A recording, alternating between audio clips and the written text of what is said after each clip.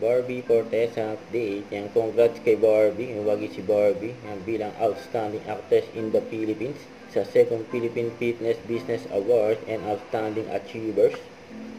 Ang awarding ceremony ay gagawin sa The Hexagon Event Place sa September 8, Sunday, 7 p.m. Yan, abangan si Barbie dyan. Tapos IG story ni Barbie. And kumain pa nga sila sa restaurant. Sino kaya kasama ni Barbie? And dalawang plate, oh. And happy anniversary. So, may highlights ni Barbie for Mighty Clean na ginanap kahapon sa World Trade Center. Ayun pa nga yung truck, oh, ng Mighty Clean. Cute pa nga ng picture ni Barbie dyan, oh. Daming tao dyan, ha.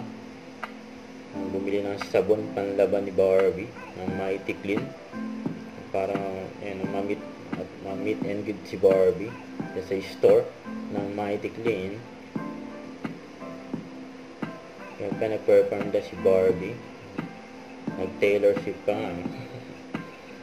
Kaya pa maswerte yung makakita kay Barbie at nakapagpa-picture at pa-autograph. Kaya meron pang parapol, spin. Kaya naganap ko Barbie dyan. Kaya ang daming bumili, oh. Kahit bata, bumili sa buong panlaba. Kaya ang ganda ng model ng Mighty Clean. Ang primetime princess Barbie Fortesa in the house. Kaya may maswerte pa nakapagpa-picture kay Barbie.